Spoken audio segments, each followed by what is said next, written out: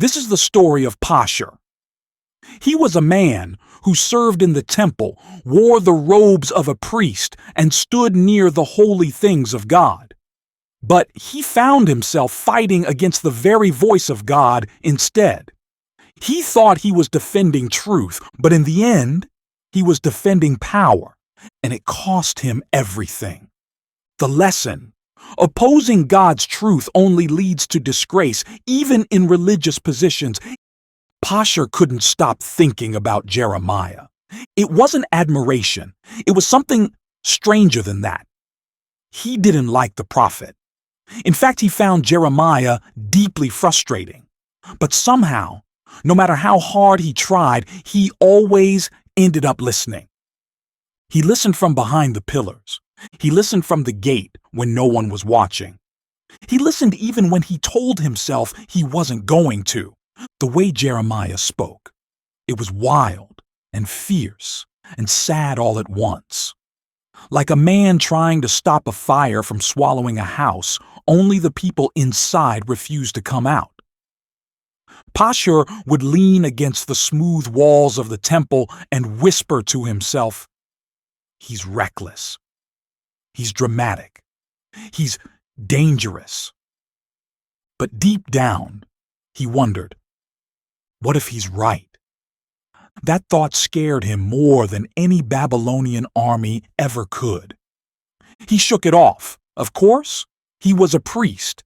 His job was to keep peace, preserve order, maintain tradition.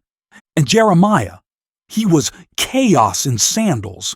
But even so, something about the young prophet pulled at him. He'd seen Jeremiah weep after a sermon, falling to his knees in the street like a child. He'd heard him shout until his voice cracked, warning the people not to trust in lies. He'd even watched him speak truth straight to the faces of the priests and walk away alone, shoulders trembling, but never looking back. And the worst part, people were starting to listen. Not everyone, but enough. A woman with her baby tied to her back paused to hear him last week. 2 teenage boys who helped sweep the temple steps had stayed longer than usual near the gate. Even a few guards had stood still while Jeremiah cried out warnings from the courtyard. Pashur couldn't allow it to continue. He told himself he had a duty. He told himself that if God had truly sent Jeremiah, he would have spoken through the priesthood, not through a barefoot weeper in a dusty robe. Still, the question haunted him like smoke in the night. But what if it's God after all? That question clung to him as he walked the stone corridors, as he lit the temple lamps, as he tried to sleep in the quiet hours of the morning. And that question is what finally pushed him to act. Because when you don't want to face the truth, sometimes the easiest thing to do is try to silence the one speaking it. Even if that person is a prophet, even if that person is right, even if it means fighting God himself. Pashur didn't sleep that night. He paced the stone floor of his private quarters, his footsteps echoing softly beneath the high ceiling. Shadows from the lamp danced across the marble walls, but his thoughts moved faster than the light. Jeremiah's voice still rang in his ears. Disaster is coming.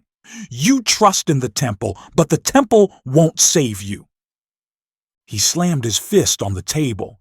This is the house of God, Pashur muttered under his breath. Not a stage for wandering madmen. But even as he spoke the words, his stomach twisted.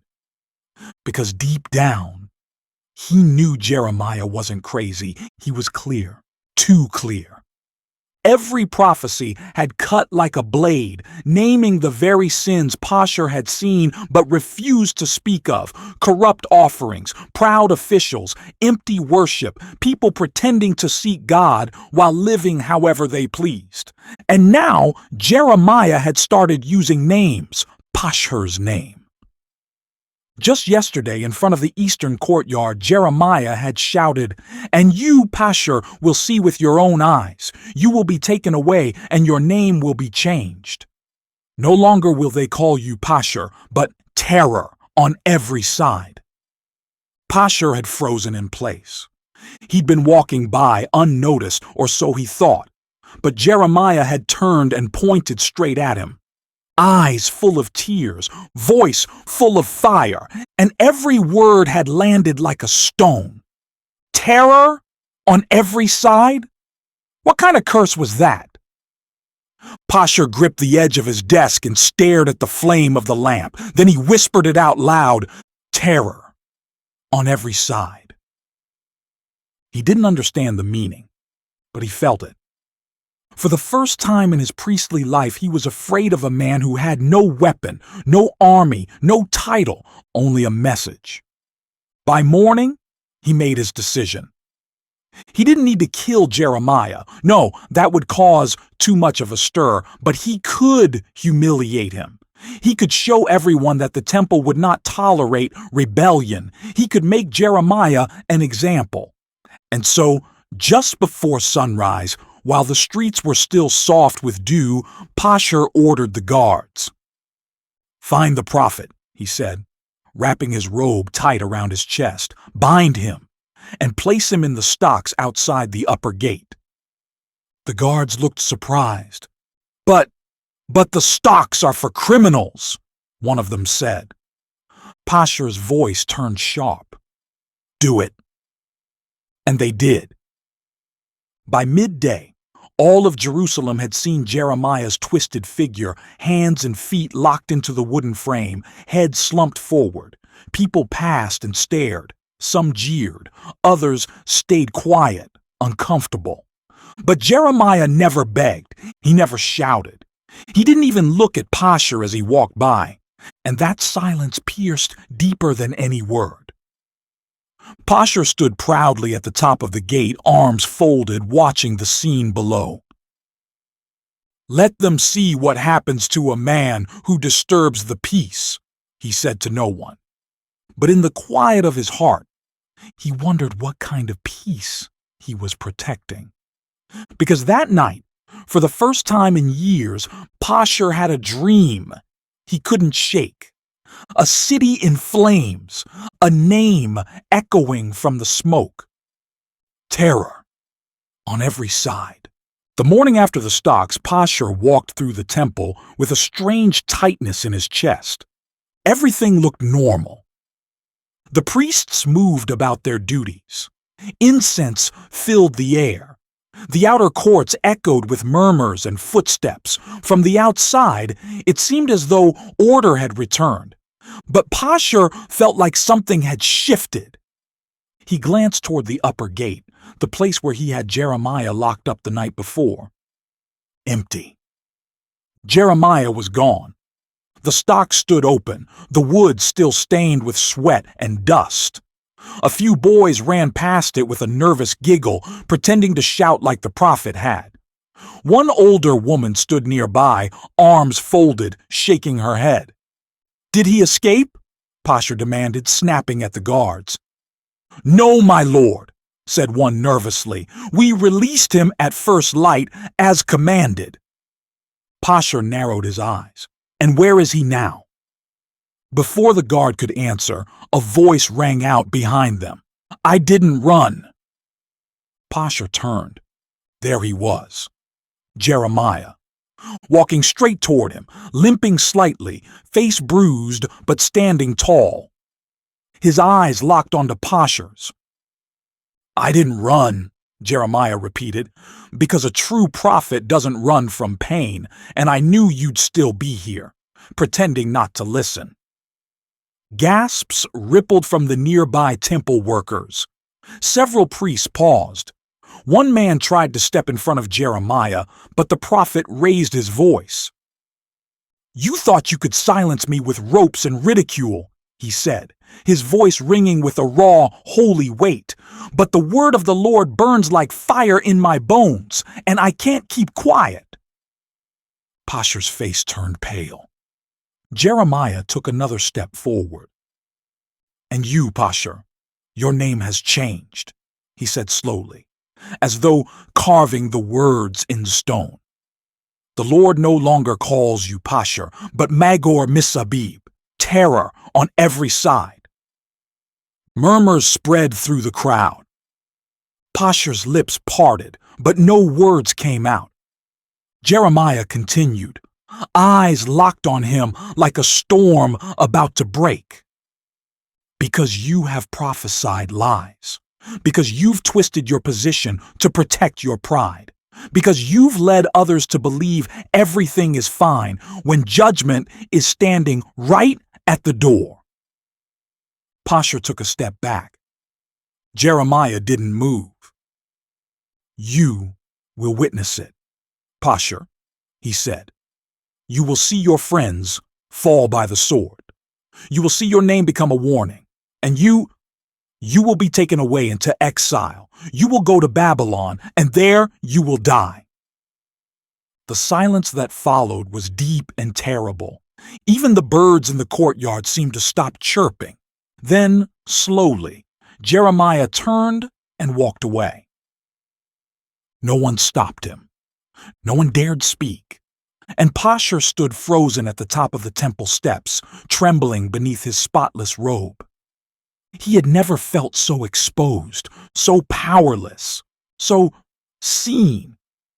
And for the first time in his life, he was no longer fascinated by Jeremiah. He was afraid. The wind howled that night. It swept through the temple corridors like a warning, rattling the bronze sconces on the walls and blowing ash from the incense bowls. Pashur sat alone in his chamber, robe still on, a cold cup of wine in his hand. He hadn't moved for hours.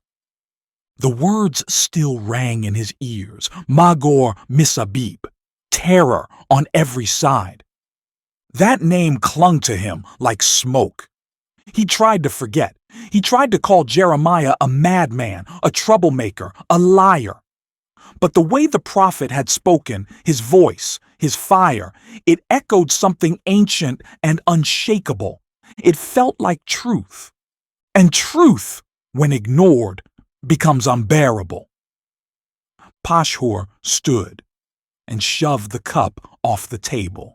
It shattered against the wall, the red wine pooling on the floor like blood. "No," he growled. "I am the son of Immer. I serve in the temple of the Most High. I offer sacrifices for the people. I guard the purity of worship." He shouted at the ceiling as if God himself were listening, but the silence that followed was heavy, still, unmoved. In that moment, Pashur felt it, deep in his chest, that terrible, creeping realization. He had used his position to defend comfort, not conviction. He had punished truth to protect reputation. He had fought a prophet and might have ended up fighting God. The next morning, Pashur walked the temple halls like a man haunted. People bowed as he passed, still calling him Master Pashur, but he no longer felt like one. The titles felt empty, the garments itched, then he noticed it. A hush had fallen over the priest when he entered. A few turned away to whisper. Others looked at him with pity or worse, fear. His name was spreading. Not the name his father gave him, the new one. Magor-Missabib. He stormed into the storeroom and slammed the door behind him. Clay jars rattled on their shelves. He sat down hard and put his head in his hands. "How did this happen?" he whispered. And then a small voice spoke. "You heard the word, and you hated how it made you feel." Pashur jerked his head up, eyes darting around. No one was there. But the words had already landed like lightning. He had heard truth, and rather than repent, he had tried to silence it, and now he was the one unraveling. The very thing he accused Jeremiah of being unruly, disturbing, dangerous was what he had become. Not because of a message, but because of his resistance to it. And that, more than anything else, was the terror he now carried, not from Babylon, not from enemies, but from knowing he stood in the temple, with a heart that had turned against its very maker. For the first time in his life, Pashur didn't want to be seen. He used to walk the temple courts with his shoulders back and his chin lifted. He used to enjoy the way people stepped aside, the way they whispered his name with honor. But now every whisper made him flinch. Was it his title they spoke, or his shame? Was it Pashur they saw, or Magor-Missabib? He tried to keep working, lighting incense, inspecting offerings, correcting younger priests, but the fire inside him had died. He moved through rituals like a man underwater, going through motions but drowning quietly inside. Everywhere he turned, Jeremiah's words seemed to follow him. You will go into exile. You will die there. He couldn't escape them. Not in the courtyard, not in the chamber, not even in his dreams. One night, he jolted awake with sweat clinging to his neck and his linen robe tangled around his legs. He had dreamed of fire swallowing the holy place, and himself standing outside, unable to enter, banging on the temple gates while a voice from within cried, "You shut others out, and now you are shut out yourself." He gasped and staggered to his feet. The sky outside was still dark, stars fading into dawn. But he couldn't stay inside. He needed to move, to breathe, to find something, anything, to silence the storm inside his chest. So Pashur did something he hadn't done in years. He left the Temple Mount. He walked the silent streets of Jerusalem like a man in exile already, past the baker's alley, past the guard towers, past the empty merchant carts still covered in linen, and then he saw him. Jeremiah, alone on the outskirts of the city, standing beside a crumbled cistern wall. His face was to the sky, his lips moving. Was he praying? Arguing with God? Weeping? Pashur couldn't tell. He hid behind a fig tree, watching silently, heart thudding in his ears. Then Jeremiah spoke aloud, not shouting, just speaking. But somehow it pierced the wind like a trumpet. "I didn't ask for this," he said, voice raw. "I didn't want to be mocked. I didn't want to be struck. But your word, it burns in me. And if I hold it in, I feel like I'll burst." Pashur's throat tightened. He watched as the prophet knelt, hands open. "Lord, you are with me like a mighty warrior," Jeremiah said quietly. "My enemies will stumble and fall. Their shame will be everlasting." Shame. That word again. And for a brief moment, Pashur wanted to step forward, to say something, anything. But instead, he turned and walked away, back toward the temple, back toward the rituals, back toward the robe that now felt like a disguise. Because while Jeremiah cried out with God, Pashur was still pretending for him. The next day, Pashur stood at the altar offering incense with shaking hands. No one seemed to notice. His grip on the golden censer, the faint tremble in his voice as he recited the prayers, the way his eyes darted toward the door as if someone were always coming to accuse him. But inside, he was crumbling. The smoke of the incense curled toward the ceiling, sweet and slow, like it had always done. But now, it seemed to mock him. It rose as a symbol of prayers. But what prayers did he have left? He hadn't spoken to God in days. Not really. Just recited things, empty words, hollow rituals, a show. And then, halfway through the offering, a boy ran into the temple courtyard. He was breathless, wide-eyed, and covered in dust. "Jeremiah!" the boy cried. He smashed a clay jar in front of the priest near the valley gate and shouted, "This is what the Lord will do to this city." Gasps broke out among the Levites. Another priest grabbed the boy by the shoulder. "Quiet! You don't shout in the house of the Lord." "But it was Pashur's name," he said, the boy yelled, trying to squirm free. He said, "Tell Pashur he'll see it with his own eyes, Jerusalem broken like a jar that cannot be repaired." Every eye turned to Pashur. He dropped the censer. It hit the stone floor with a dull clang, spilling fragrant ash in a soft gray circle. No one moved. Then, slowly, Pashur bent to pick it up, his fingers moving too carefully, too deliberately. He stood again, shoulders stiff, face unreadable. "I will speak with him," he said calmly, but his voice cracked at the edge. He left the temple, walking quickly, almost running. He didn't even realize he was heading for the valley gate until he passed it, the spot where Jeremiah had just made his public prophecy. A smashed jar still lay at the foot of the wall, its broken pieces scattered like bones. He stared at it, breath catching in his throat. Jeremiah had done this, not just to defy him, but to warn him. It would have been easier if Jeremiah had cursed him outright, easier if he'd shouted from the rooftops that Pashur was doomed. But he hadn't. He kept using metaphors, visions, warnings, symbols like broken jars and fire in the bones and names that meant terror. Because Jeremiah wasn't just trying to humiliate him, he was trying to get him to repent. But Pashur wasn't ready. Not yet. He knelt beside the broken jar and picked up a shard, just one. It had a jagged edge, stained with red clay. And for the first time in his life, Pashur whispered a question to the wind. "Am I the jar?" The wind gave no answer, but his hands trembled. Pashur hid the shard in his robe. He didn't know why. Maybe to remind himself that something had cracked in him too.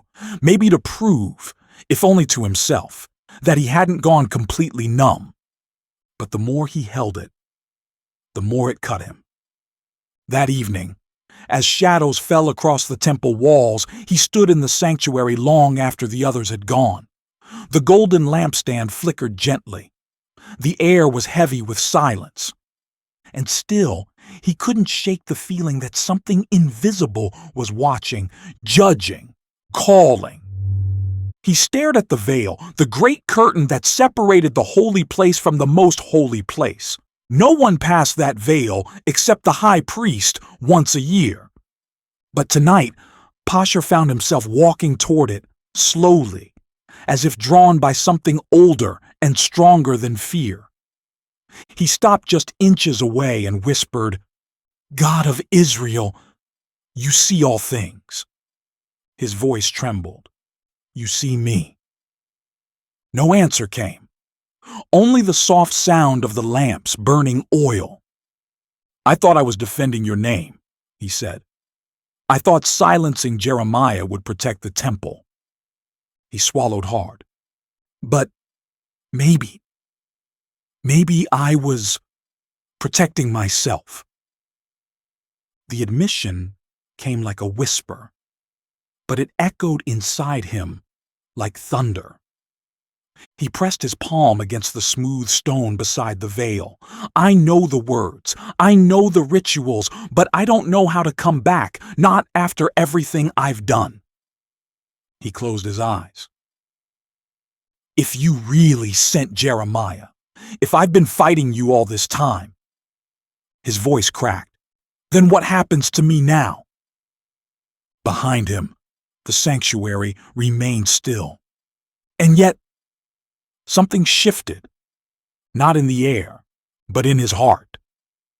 A question formed there, a terrifying question he couldn't unask. What if Jeremiah wasn't the disgrace? What if I am? He turned away from the veil, the heaviness pressing on his back like a stone slab. His steps echoed on the floor as he walked toward the exit, each one slower than the last. Just before he reached the outer door, he paused. He reached into his robe, the shard of clay. Still there, still sharp. He turned it over in his hand, studying the cracks and chips and how useless it looked now. But something in his chest whispered again. Even broken things have meaning. He closed his hand around it and stepped out into the darkness. The night air wrapped around Pashur like a warning. He stepped outside the temple, his priestly robes fluttering in the breeze, the clay shards still clutched in his hand. The city was quiet, too quiet. No laughter from courtyards, no footsteps in the alleys. Even the dogs were silent. It felt like the city was holding its breath, like it knew something was coming. He wandered through the dark streets, moving past shuttered windows and sleeping homes. The stone roads were uneven, and he stumbled once, scraping his knee, but he didn't cry out. Pain had become familiar. He reached the edge of the city wall and looked out toward the hills, fires. Tiny ones. Far off, flickering on the horizon, Babylon. The rumors had been true. The invaders were coming. Pashur sat down on the outer steps and looked up at the sky. The stars stared back without mercy. He hadn't wanted this. He hadn't wanted to be remembered as the man who punished a prophet, or the priest who resisted repentance. He had wanted to be good, respected, right. But now he was a name Jeremiah had changed, a symbol of what happens when pride refuses to bend, a warning. Suddenly, footsteps crunched behind him. Pashur turned sharply. It was Jeremiah, alone again, always alone. His robe torn near the sleeve, his hair wild, his eyes locked onto Pashur with something surprising, not anger, but sorrow. "You still carry the shard," Jeremiah said softly. Pashur blinked. "How did you know?" "I know what it's like to feel broken," Jeremiah said, "to carry pieces of something that used to be whole." They stared at each other in silence for a long time. Then Pashur asked the question he had avoided for too long. "Did I destroy myself?" Jeremiah didn't answer right away. Then he stepped closer, knelt beside him, and said, "Not yet." Pashur looked away. "But the Lord renamed me." "He renamed you to warn you," Jeremiah said. "Terror on every side, because judgment is coming on this whole city, but even now he's still calling people back." "Even me?" Pashur whispered. Jeremiah nodded. "But I don't deserve mercy." "None of us do," the prophet said. "That's why it's mercy." The wind picked up, cold and fast. And for the first time in weeks, Pashur didn't feel like a priest trying to protect his title. He just felt like a man who needed saving. The two men sat in silence as the wind swept through the city wall. Pashur had always seen Jeremiah as a threat, loud, messy, dangerous. But now, sitting side by side under the stars, he saw something else. A man burdened by truth. A man hated for obedience. A man who had nothing to gain, but still spoke anyway. "I thought you were trying to tear down everything I cared about," Pashur said quietly. Jeremiah didn't flinch. "I was trying to wake you up." Pashur let out a shaky breath. "Well, you did." He looked down at the shard in his hand, rubbed his thumb along its jagged edge. "I don't know how to undo what I did," he said. "You can't," Jeremiah replied, "but you can choose what you do next." Pashur closed his eyes. "What if it's too late for me?" Jeremiah's voice was low and sure.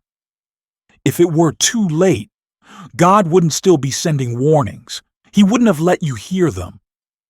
That sentence hit harder than a blow. Pashur stared into the distance where the fires still flickered on the horizon.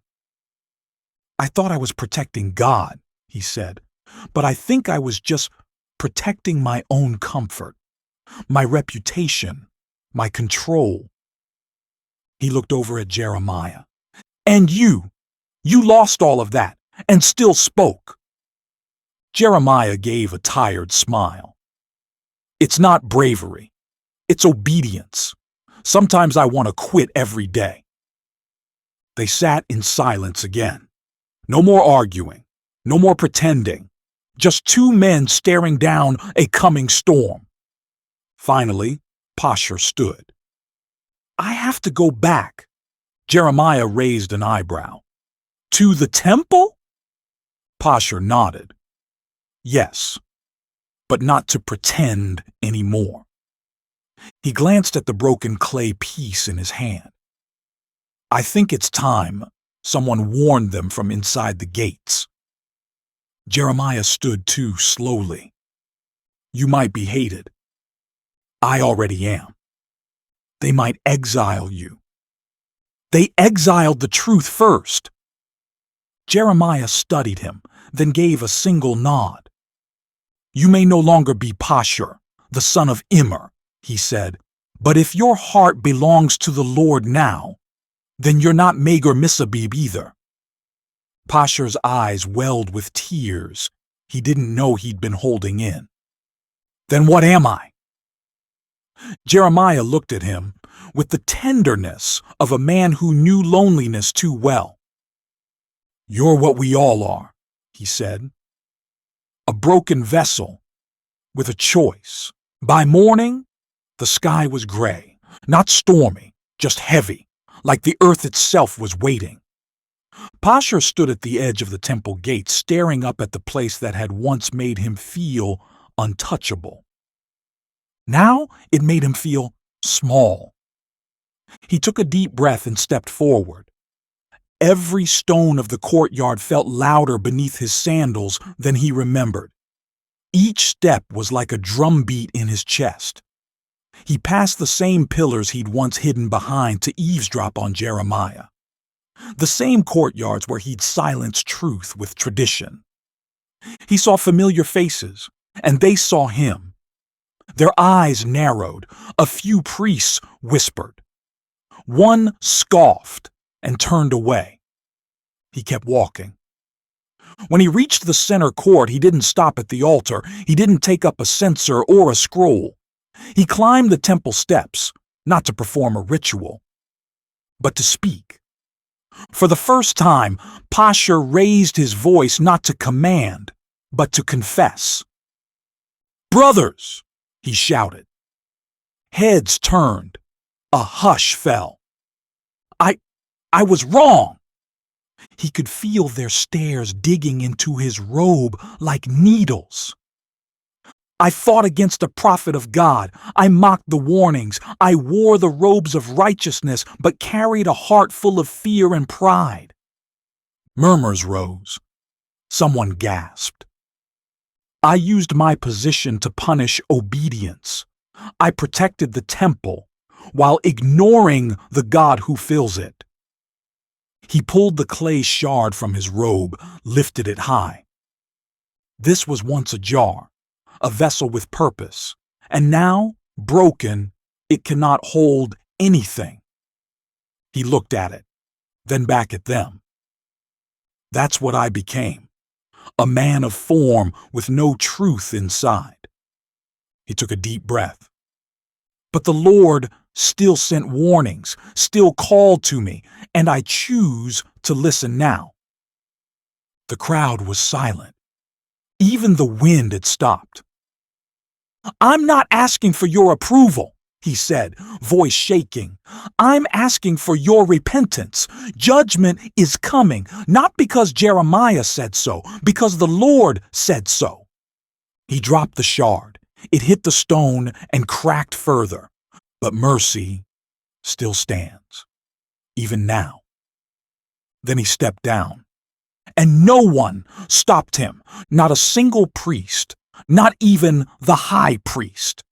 because the words hung in the air like incense, unexpected, sharp, and strangely holy.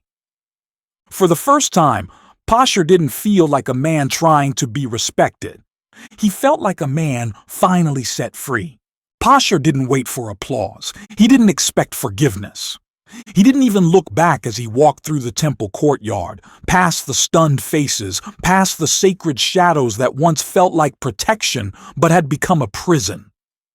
He had spoken the truth, and that was enough. But that night, as he returned to his small chamber near the outer court, the weight of everything he'd done came rushing in. He sat on the edge of his bed, staring at the door. He had lost something today, something heavy, but in its place was something new. Not peace exactly, but honesty. It was like a wound had finally been lanced. Painful, but healing.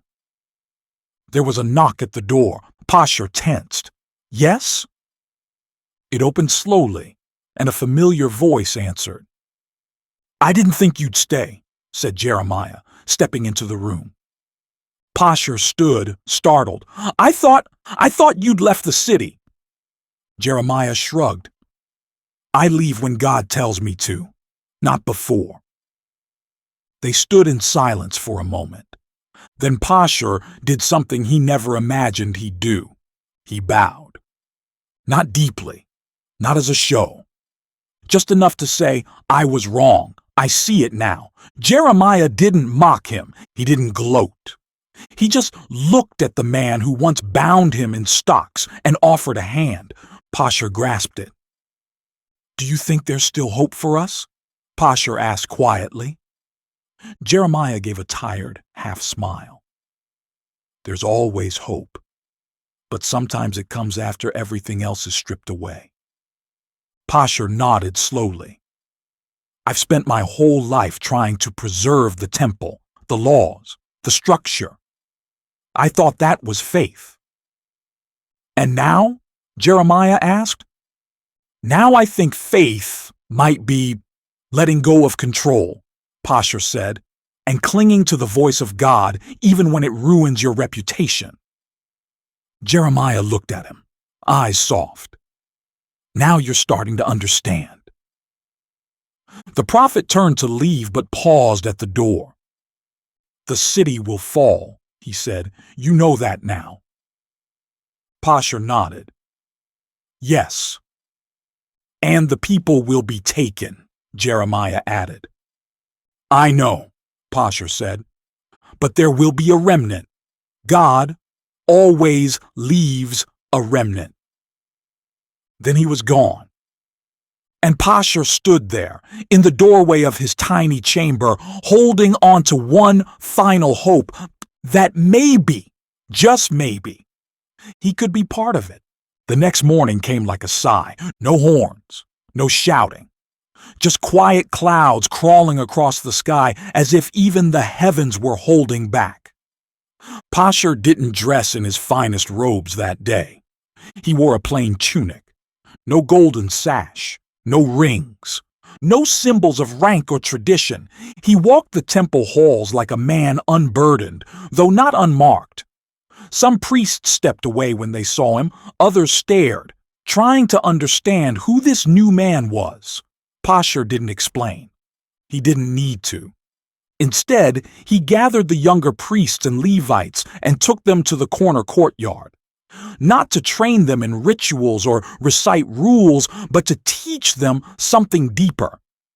He brought out the law, the scrolls they'd always read but rarely felt, and he began reading with fresh eyes.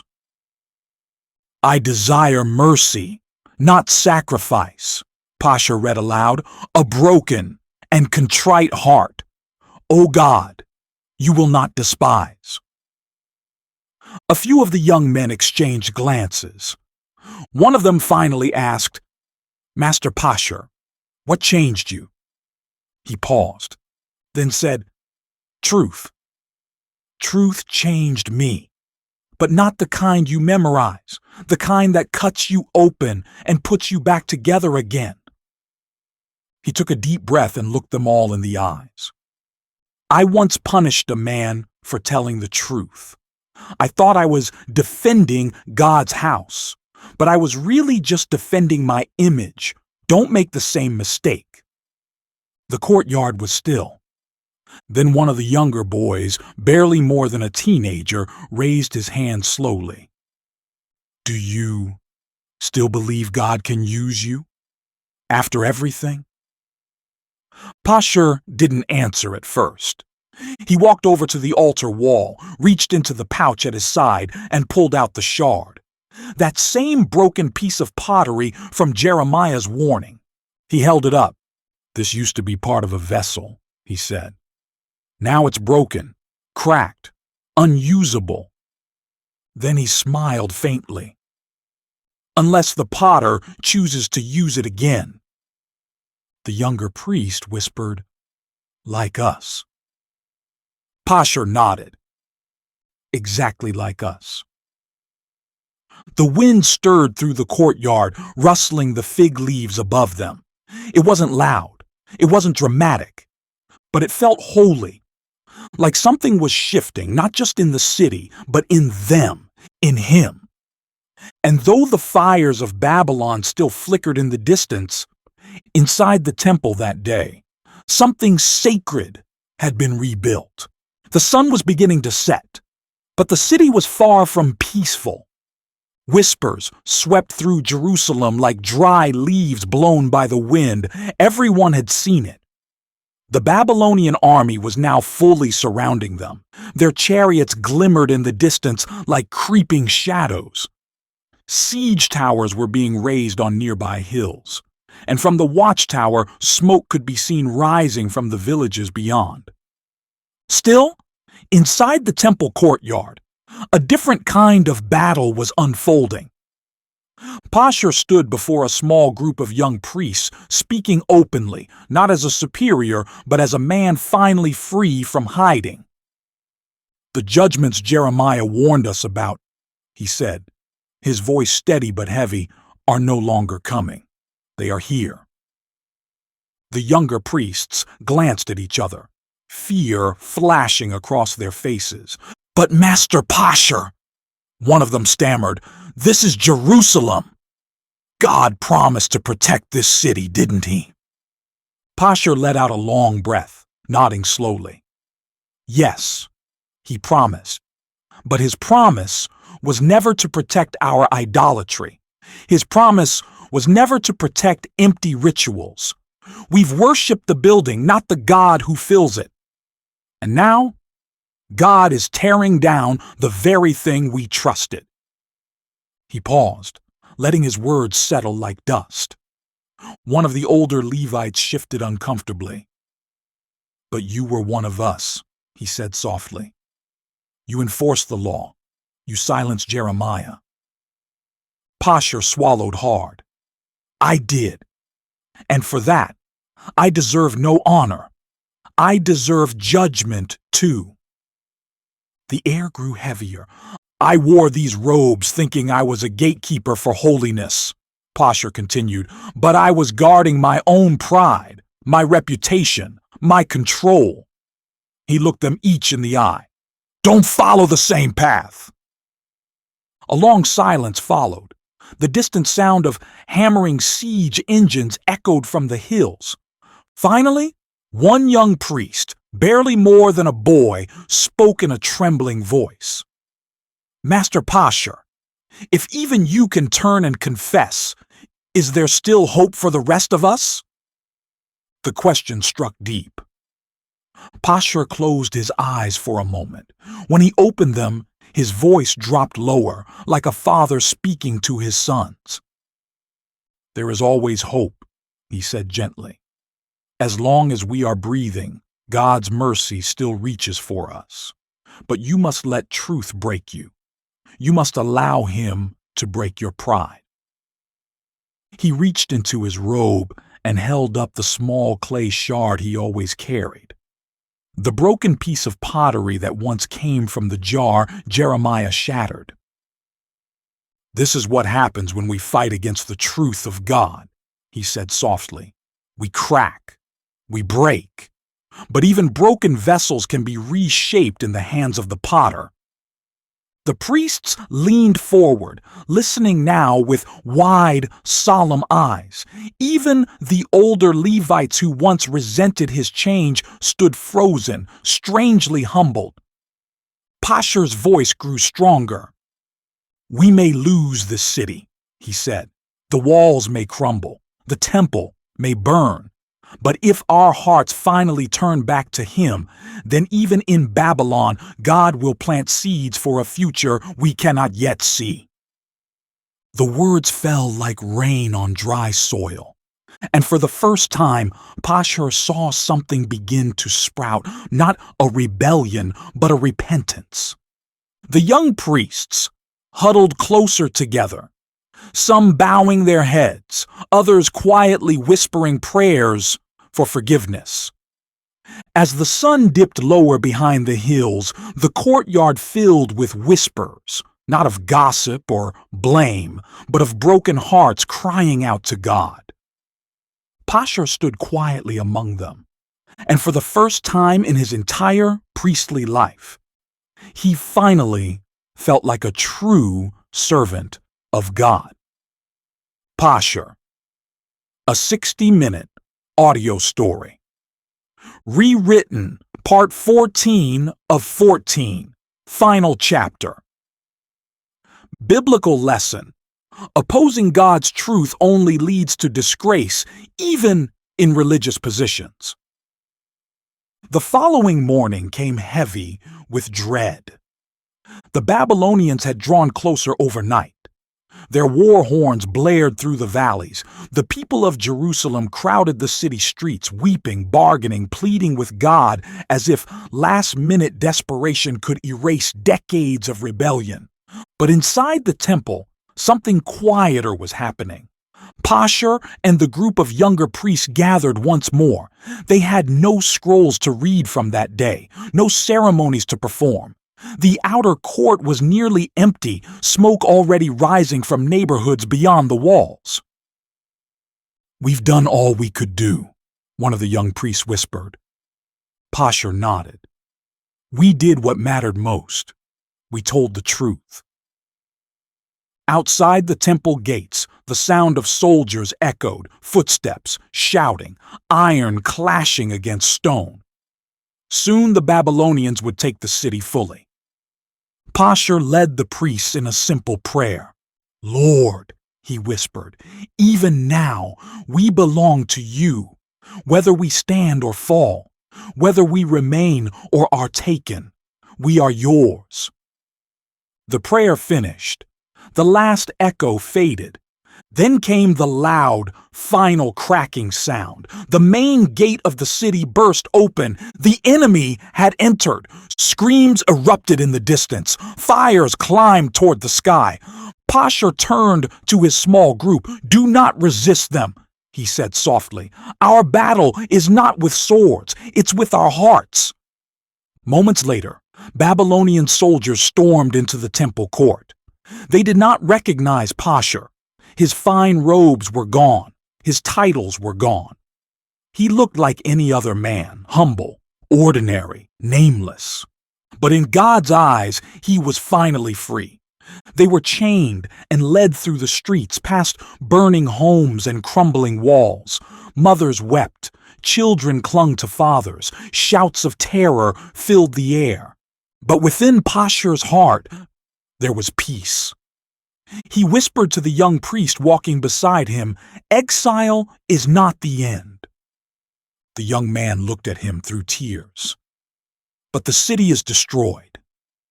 Pashur nodded. "The city, yes, but not the promise."